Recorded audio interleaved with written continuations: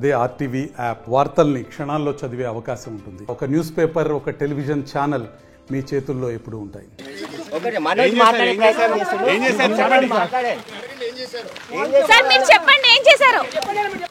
అందరికీ నమస్కారం. నేను ఆస్తి కోసమో డబ్బు కోసమో ఈ పోరాటం చేయట్లేదు. ఎందుకంటే ఇది పోరాటం కూడా కాదు, ఇది ఆత్మగౌరవానికి సంబంధించింది, నా భార్య పిల్లల సేఫ్టీకి సంబంధించింది. ఇది నాతో ఒక మగాడిగా నాతో డైరెక్ట్గా వచ్చి నాతో ఏం చేసినా పర్వాలేదు. నా భార్య పేరు ఇంక్లూడ్ చేయడం, నన్ను తొక్కేదానికి నా 7 నెలల పాపని ఇంక్లూడ్ చేయడం, నా బిడ్డలు ఇంట్లో ఉండగానే అలా బిహేవ్ చేయడం కరెక్ట్ కాదు. ఈరోజు పోలీస్ దగ్గరికి నేను వెళ్ళి ప్రొటెక్షన్ అడిగాను. నేను మొన్న వచ్చి అడిగినప్పుడు మీకు అన్ని ఎవిడెన్స్లు ఇస్తాను. ఎస్ఐ గారు ఇక్కడి నుంచి వచ్చి నేను ఇస్తాను సార్ ప్రొటెక్షన్ చూపించాను. బౌన్సర్లు అందరూ అక్కడ దాక్కున్నారని చూపించాను. అది కొంచెం చూసి ఓకే సార్ మీరు ధైర్యంగా ఉండండి, మేము ఎక్కడికి వెళ్ళట్లేదని చెప్పి మాట్లాడి పారిపోయారు.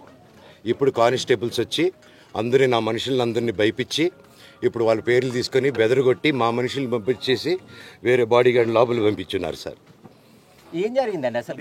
జరగదు కాదు సార్. ఫస్ట్ డిపార్ట్మెంట్ ఎందుకు వన్ సైడ్ తీసుకుంటున్నారు? కంప్లైంట్ తీసుకున్న తర్వాత వాళ్ళకి ఏ అధికారం ఉంది?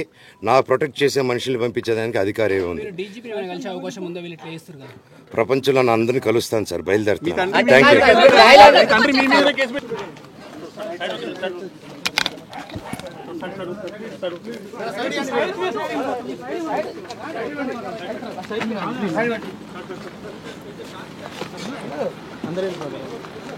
మరిన్ని వీడియోస్ కోసం ఛానల్ ని సబ్స్క్రైబ్ చేయండి. లేటెస్ట్ అప్డేట్స్ కోసం వాట్సాప్ ఛానల్ ని ఫాలో అవ్వండి. ఆ లింక్ డిస్క్రిప్షన్ లో ఉంది.